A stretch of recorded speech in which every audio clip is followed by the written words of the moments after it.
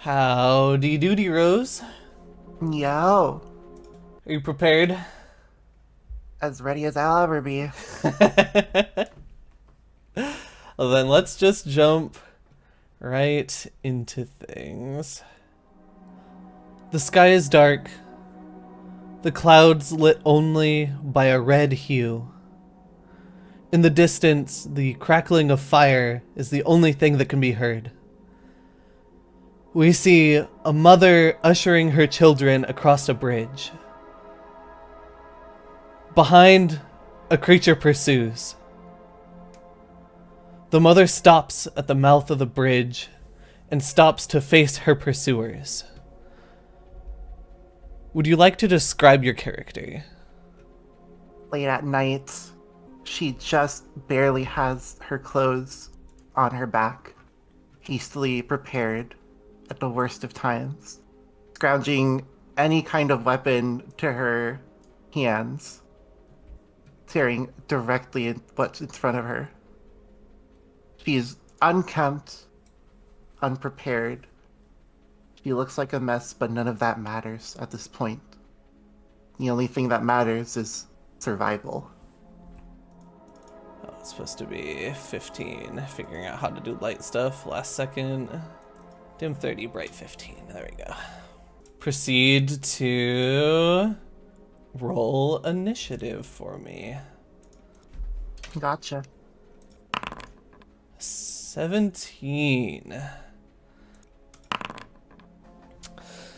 And a 14 for the creature that is pursuing you.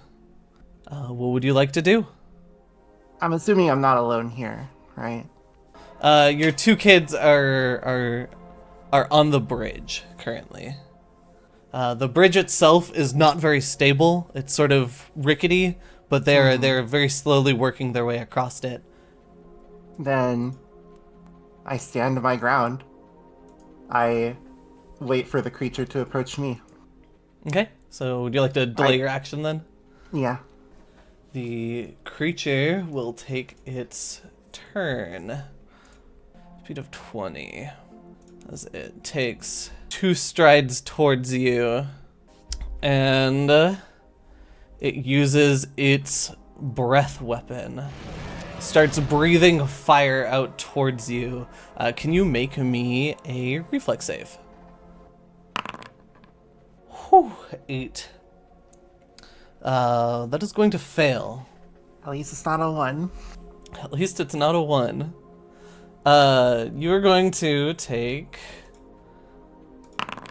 this much fire damage, and you now have 1d4 persistent fire damage on you. Oh, okay. Which I assume happens at the end of my turn. Yes.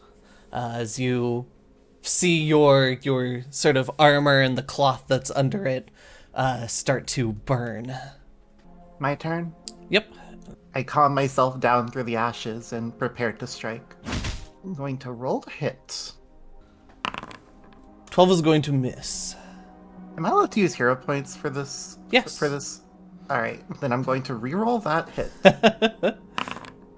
To a 16, which still barely misses. Then I'm going to roll again. Another 18, that is going to hit. Hello, roll. 6 damage. The creature cries out in pain as it flaps its wings and tries to get back up off the ground. You still have one more action. What would you like to do? Oh, this is tough. I'm going to, for my last action, retreat 2 steps back. Just barely getting onto the start of the bridge. I'll just use these sort of default ass looking tokens to show your kids, because I don't have anything prepped for them and where they are on the bridge. That's fair. My primary goal is to be in front of them. In between them and the monster. Cool. It is now the monster's turn. It is going to run towards you. And then that provokes my attack of opportunity.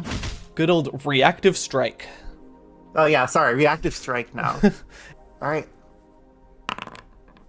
Oh, 24, that is going to hit. good roll. Let's see that damage. 7. It looks bruised and beaten, but is not down. And with that, it is going to make a strike at you with its jaws. Whew. That doesn't crit. Doesn't crit. That's good. Oh, end of your last turn, by the way. Can you roll me a Oh yeah. 1d4 persistent fire? Which is a 1. Now you can roll your jaw strike damage. Do you want to roll me the d20 to the flat check? Oh, okay. 13. What is that? 15. No, that doesn't reach it. Yep, has to be a DC 15 flat check. Okay. No, so with that, I will roll the damage for the jaw strike. That is a lot of damage. That sure is. As right after you get that nice clean hit on it as it approaches you, it sort of loops down the pull of your guisarme and gets like a solid bite down into your shoulder. And then it is going to strike again with map 5. And that is going to miss. It is now your turn. What would you like to do as your kids continue making their way across the bridge? Well, first the obvious one. That is going to hit. Okay. Just barely. Okay. Okay. Okay. Alright. With this great swing of your guisarme, you manage to slam this creature down into the floor. Enough that you see like the boards at the start of this bridge crack as it takes this damage and dies. With that, you see another one from the distance pursuing you. And the other thing that happens, can you roll me a reflex save? As you start to hear the ropes that are holding this sort of rickety bridge together start to snap behind you. And you feel the ground fall out beneath your feet. 21, you successfully grab onto those floorboards that you just broke under this creature. But you hear behind you 2 screams as your kids fall down into the valley and river below. What would you like to do? I'm hanging off the edge, right? Yes. Instinctively drops her weapon straight down into the chasm below. The hope from her eyes drains over, but before losing her entire grip, manages to just barely climb on from the edge of the roof, from the edge of the bridge, now collapsed, back onto land. Or at least attempts to. I don't know if I need to make a save for that. Roll me an athletics check. 16, that is enough to get you back up onto the ground there. With so much shock, she just can't help but stay there, fall to her knees, and just collapse for the rest of the turn. And as this fire mephit approaches, suddenly everything goes dark, and then Suddenly, you are awake. And with a start, you get out of your bed. This isn't the first time you've had this dream in the last year and a half. And it won't be the last. Describe your character current day.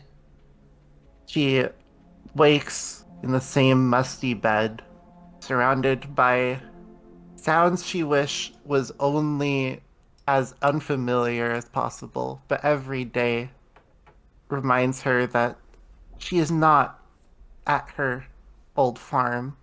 She is not with her kids or anyone she knows, really. She's in a city that's only becoming more and more familiar every day as the last of her previous life fades into memory. She's unkempt. Her hair has grown way longer than the days since that happened.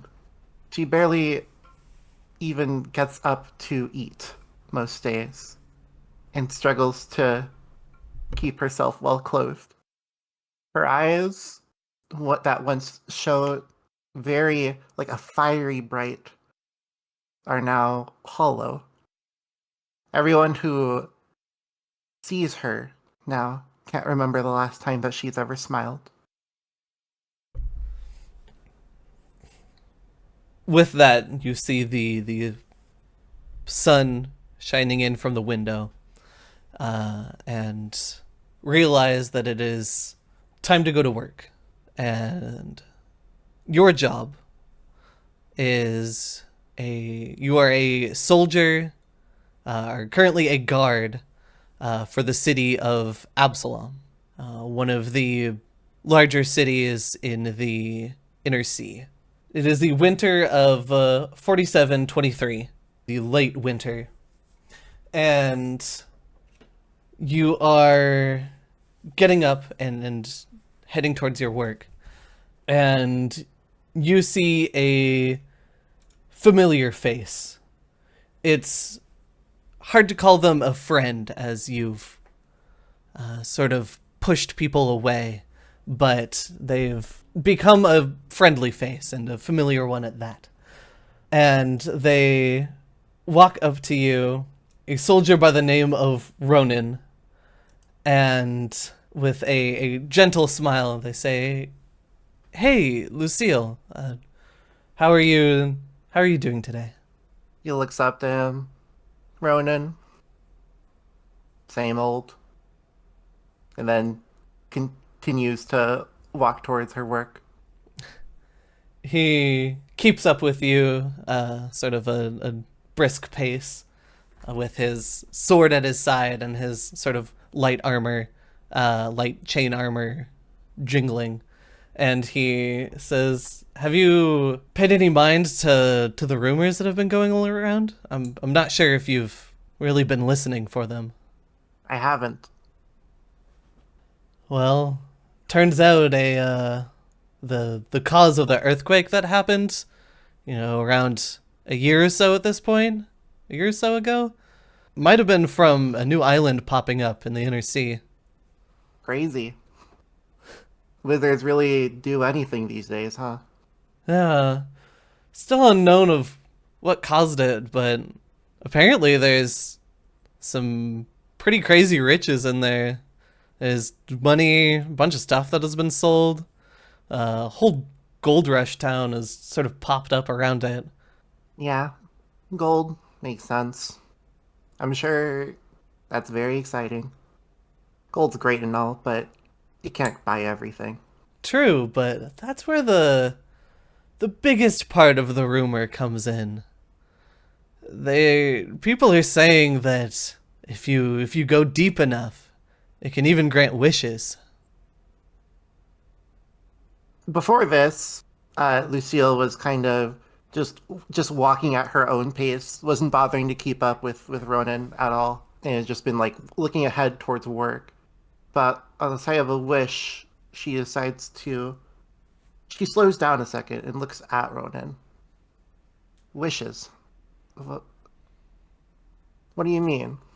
Well, like, sort of the ability to ask for anything. I mean, of course, these are all just rumors, people throwing around, their own fantasies, Hey, but she stops, doesn't quite look at Ronan, but anything? yeah, that's sort of what a wish entails. And hmm, takes a moment and then silently starts walking again to work. He walks with you the rest of the way, sort of in Yeah. silence. And as you get to your job, you figure out that Absalom is putting together a crew to head over and investigate this new island, which has been named Martyr's Hollow. So it's real, huh?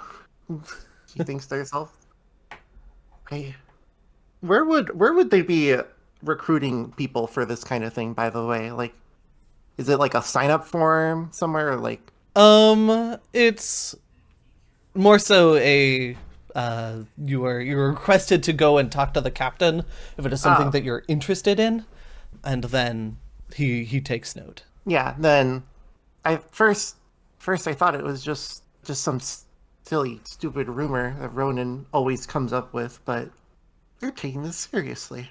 She pauses to herself for a second and then walks up to the captain. What's the captain's name?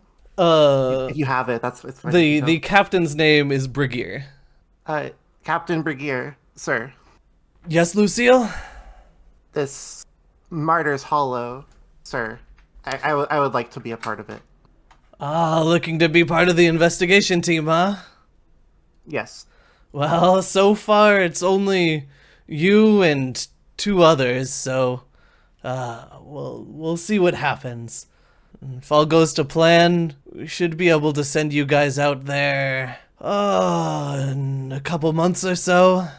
Could be longer. Caught it from higher ups that this isn't really a priority job. Hmm. When you thinking about going, heard tale of the riches, the wishes, all of the nonsense that has cropped up around it. I guess you could say. The truth is, I find it very, very hard to believe myself. But just let's just say I'm curious. And she stops herself before saying any further, keeping it to herself. We can keep it at that. If you're truly curious, I could pull some strings and get you over that way early as sort She, of she an, as soon as she hears that, looks at him directly, like almost like uncomfortably close to him. You can do that? yes, I could probably pull some strings. Get you over there.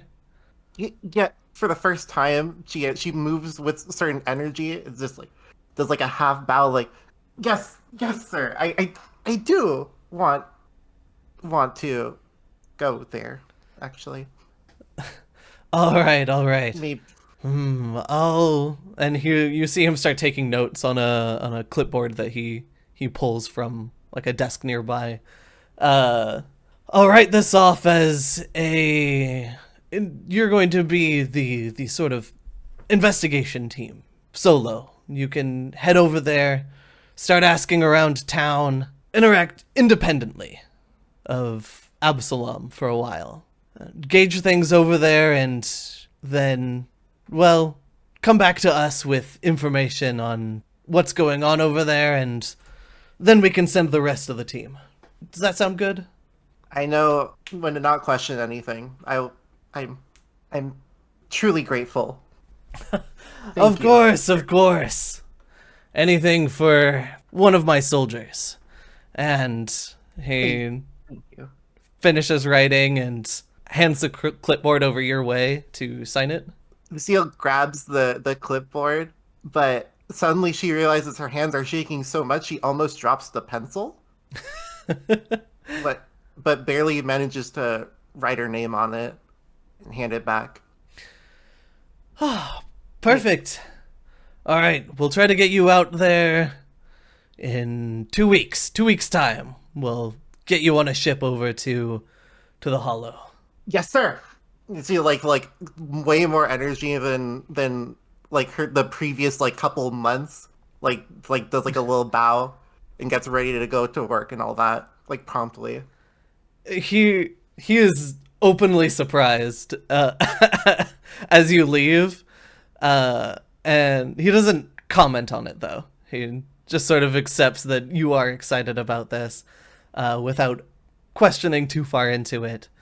And with that, you keep up your duties for the next 2 weeks. I'm assuming you'll probably get looks during this time, as you are noticeably more chipper, and this sort Oh, of cold soldier persona that most people know you as has chipped away a little bit. yeah, I wouldn't necessarily say more chipper, Mm. but definitely way more energy. You know, Yeah. much more determination than before. The the 2 weeks end, and you find yourself on a ship for around a month that first makes a stop over in Augustana, and then dips down into the Aspo Bay and into the midst of the inner sea where Martyr's Hollow is found. Your ship lands down in the village at the south of the Hollow, and you depart into the city. Working independently, what is the first thing that you now do as you arrive? Well, first things first. How many people are going in and out of? Well, first, actually, no. Immediately, she notices the giant hole in the island. First, she was just told it was just an island that came out of the sea, and then she asks about the hole in particular with the locals, and if that is the source of wishes. You know, specifically saying that probably getting weird stares probably, you know, because people don't really talk about magical wishes all the day. Well, maybe they do in this city, I don't know. Yeah, you were actually met with like pretty kind words as you start discussing the chance at riches and wishes down below, the chance to sort of undo any wrong, or the usual stuff that comes with wishes. Some people are like looking to reconnect with like a long lost lover. Some are looking to rule like a small county. All sorts of dreams and desires flow through all of the adventurers that walk through here.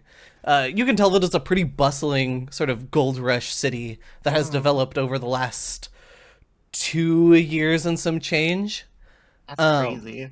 Already like sort of makeshift stalls and like full on buildings, a pretty large marketplace with merchants buying and selling all of the goods that end up coming up through the hollow. You do see on some adventurers' faces, mostly the ones that you talk to that have gone down there, that they are pretty ghostly looking. Like they look terrified or they look pale. Pale, they look somewhat sickly, and are trying to keep on a sort of bright face. You also see throughout the city that there are a couple sort of guilds that are standing out in front of their buildings who are trying to recruit any adventurers to come by and work for them. And one person in particular runs up to you. She is an elf with blonde hair and sort of gothic clothing. And she runs up to you and says, uh, hello, are you looking to go down into the hollow? Uh, well, the answer is yes, but she's not gonna let her know that right away. First, I'm just investigating this whole phenomenon right now. I There is a lot of interest to go down, but what exactly does that entail?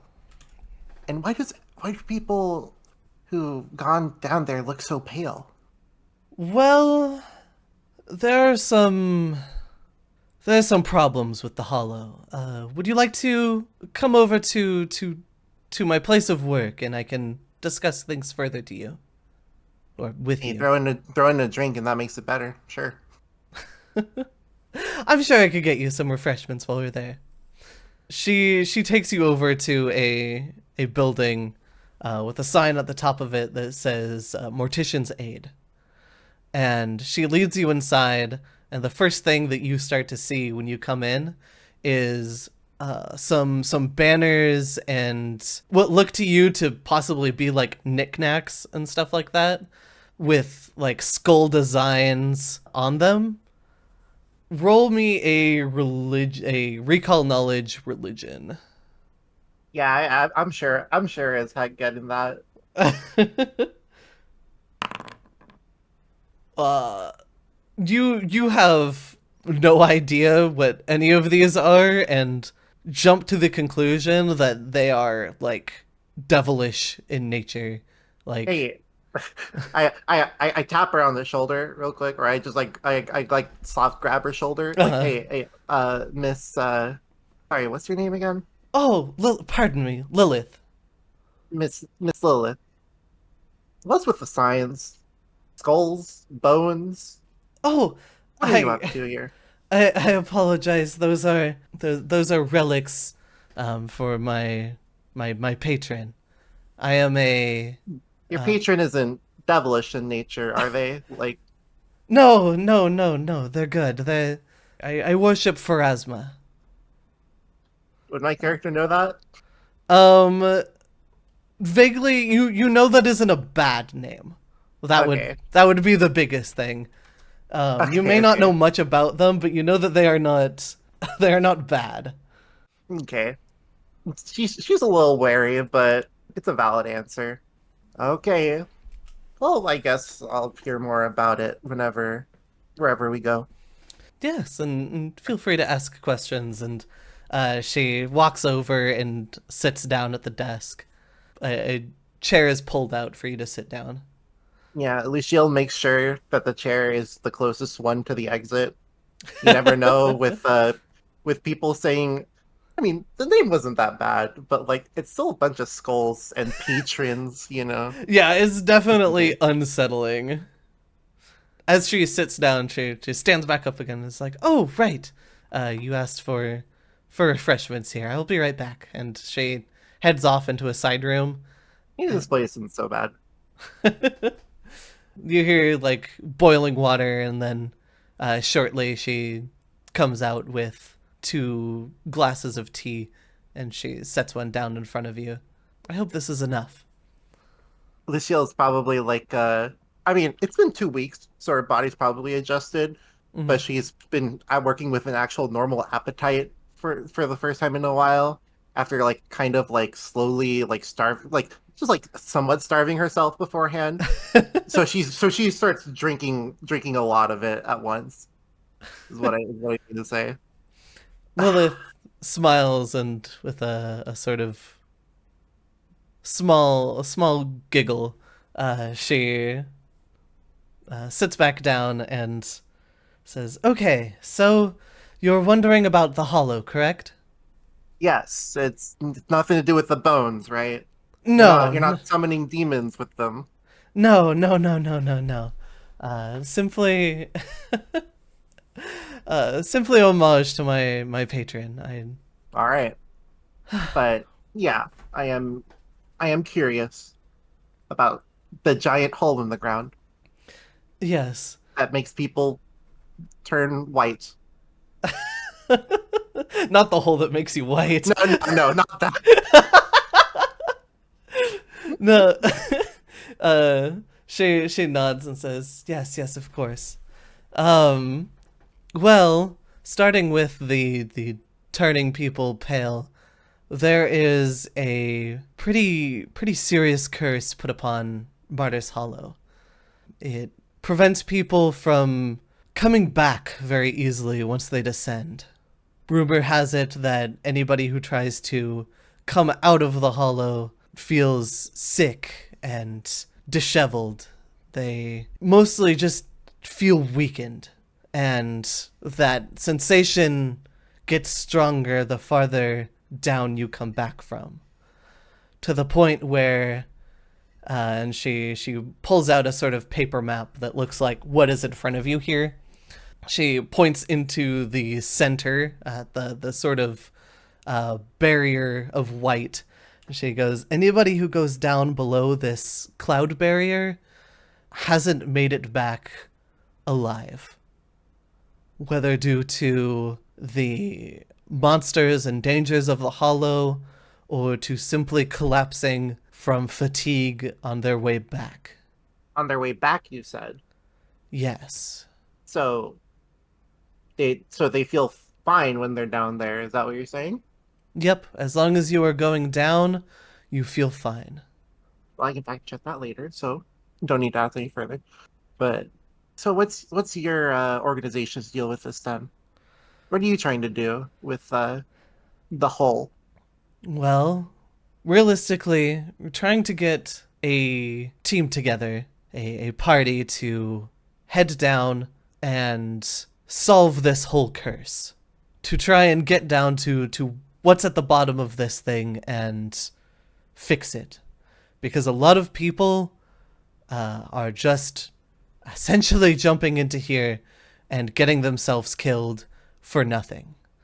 It's one thing to understand that going into danger, you may not make it back, but the odds of survival right now are low, and the amount of information we have is very, very little once you get below that cloud barrier.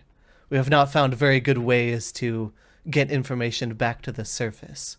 And that's where this comes in. And you see Lilith reach into her desk, and she pulls out a book of sorts, leather bound with that same sort of skull theme to it.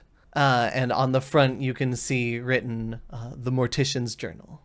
You're serious about this? Yes. Hmm. And she opens it up, and you see that all of the pages glow this sort of a very faint blue. And she places her hand on it. This journal here is how we plan on getting information out of the hollow. It takes anything that's written down in it and puts that information into all of the sister copies. So anything written down while the group is down below will be transferred up here. Anything that we need to tell the people down there, we can also tell them. You see her, Lucille, staring very intently at everything that's being told. And then she leans forward, puts her hands on the table. One question.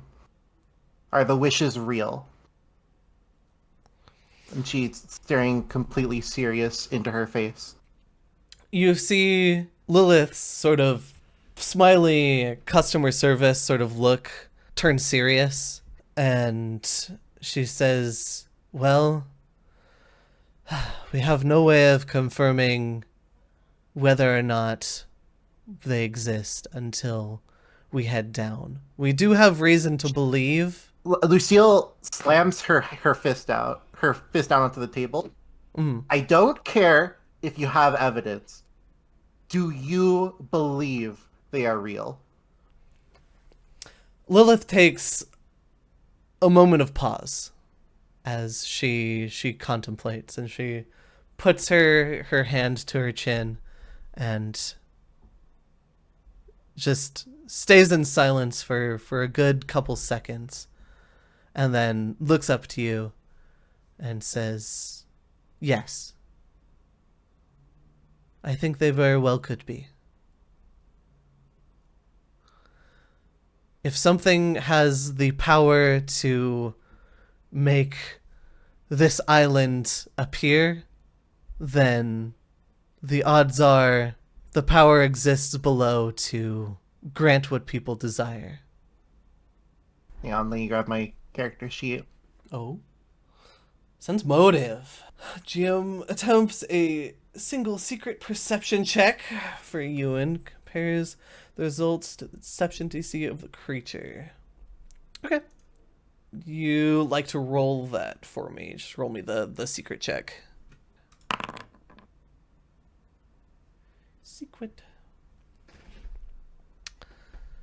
You can tell she very much believes what she said.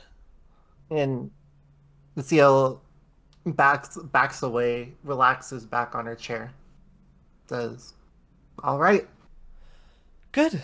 One thing though, she drops her pretenses, right? I am serious about finding that wish. But I'm not stupid. I don't want to risk my life, and I don't want to risk yours either. I might as well say this now. I'm here to investigate this place for Absalom, and to discover as much as we can before another strike party gets here. But I don't want to wait that long. I'm fine with just going in.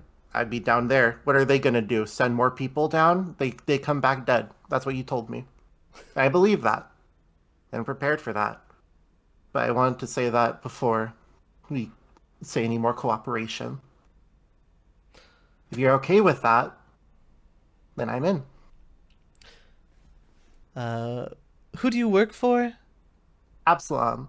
I report to Captain Brigier. So if they ever ask any sort of names, tell them Lucille. Perfect. Well, I feel like the worst case scenario that comes out of this is to have some angry Absalom soldiers at my door, but best case scenario, we have the city of Absalom on our side, and honestly, every ally is a blessing. If you're willing, then she turns towards the end of the Mortician's journal, and there are a couple pages back there. You should be able to see the Mortician's journal. Mechanically, this is where notes, all notes and stuff are going to be taken. You guys are going to be able to freely edit this as much as you guys want to. Add chapters, add whatever, organize it however you guys want to. And Lilith opens to the back of here, and you see some stuff has already been written, and she turns the journal towards you and sort of pushes it across the desk. If you wouldn't mind, this isn't soul binding or anything like that. It is simply a tradition. If you would like to write your name and your motivation for going down below, we like to keep record of every one of our members' motivations, so if they fall in battle or something of the sort, their wills can still be carried out. And you should be able to hover around where it says motivations, and there should be an edit button. And if you would like to take a couple seconds here, take your time and write your own entry into this. All right, there. I did my changes. Would you like to read them out? You see, in big, bold letters down her page of the notes, whoever reads these notes hereby agrees to bring back the daughters of Lucille Dawnhart, Laura Dawnhart, and Ellie Dawnhart to life with their wish. Yeah, I know I can't actually stop you from reading, but if I'm dead, this is my last chance anyway. And I'll write down everything and anything I can find down there to help anyone who takes this wish as much as possible. Well, welcome to the team, Lucille. If you are willing to hang around, stay here for a couple weeks while we get the rest of the members we're looking for, and I will come find you when the time comes to set off. She freezes up for just a moment, looks to the side. I'm looking forward to it too. And then, a little shaken, but she resolves herself back and then returns a handshake. Or whatever happened.